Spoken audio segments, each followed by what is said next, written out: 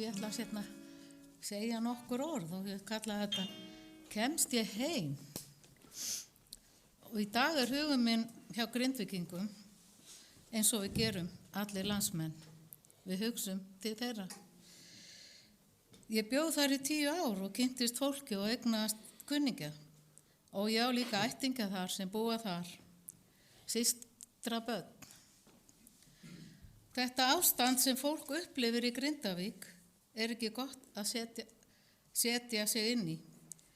Ég verið að hugsa hvernig atburðir hafa áhrif á líf manna. Á svipstundu hversdagslífið, rútínan og framtíðardraumarnir ekki lengur til staðar. Það allt breytt. Atburður sem að sjálfur hefur engin áhrif á, eins og núna hefur gerst og að gerast hjá Grindvíkingum.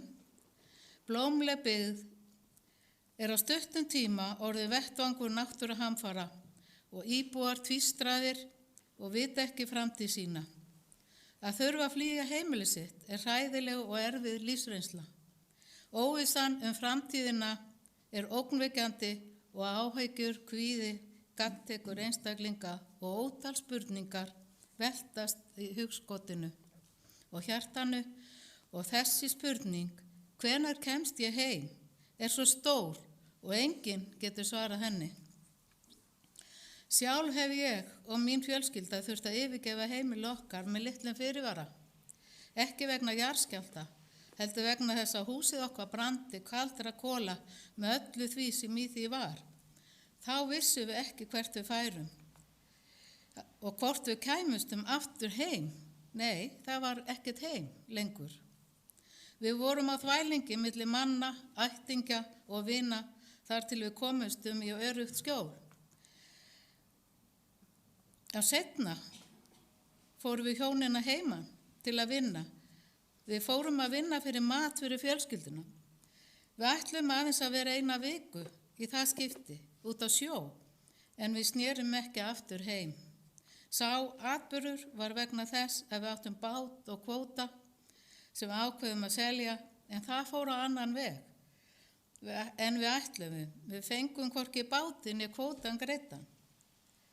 Já, það fór svo að við fórum aldrei aftur tilbaka og þessi vika varð af árum og áratugum. Við skiljum ekki af hverju þetta kemur fyrir okkur, af hverju eða hver sé tilgangurinn með öllu þessu. Og kannski engin tilgangur, en ég held að þrátt fyrir allt sé tilgangur, að minnstakosti finnst mér það í mínu lífi.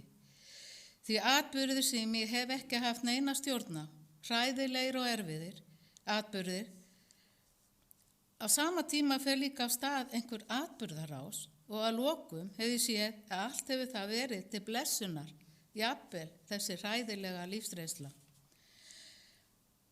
Því Jesú alltaf með okkur ef við viljum hafa hann með og ég þess fullviss að hann hefur leitt okkur þessa fjölskyldu gegnum erfiðleikana þegar ég hef fundið það að hver reynsla lífsins leið til að kenna mér nýja leksíu það hversu háð ég Guði og ég verð að treysta mínum himneska föður.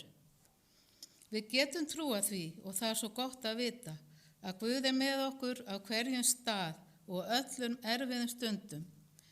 Þá getum við haldið fast í þá styrku hönd sem hefur allt vald á himni og jörðu.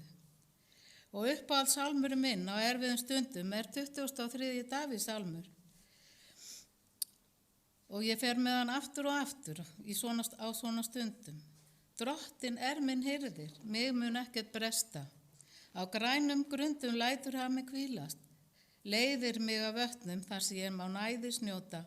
Hann hressir sál mína, leiðir mig rétta vegu fyrir sakir nafns síns.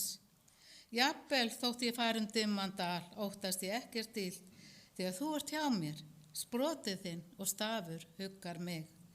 Þú býr með borð frammi fyrir fjendum mínum, þú smyrð höfuð mitt með olíu, bikar minn barmafullur, já gæfa og náð fylgja mér alla ævidaga mína og í húsi drottins bý ég langa ævi. Ég get sagt að ég sé komin heim þrátt fyrir allt, Því ég á trú á Jesú sem hefur ekki vikið frá mér og leitt mig hingað heim í kirkjuna mína. Og þessi litli söfnuður er fjölskylda mín og góðu Guð hefur leitt mig á þann stað sem ég er í dag og ég er svo þakklátt fyrir handleiðslu hans í gegnum lífsins ólgu sjó.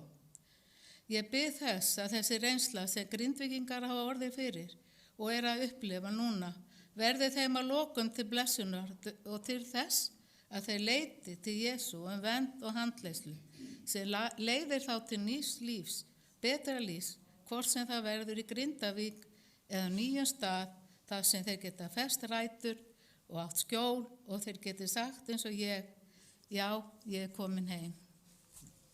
Amen.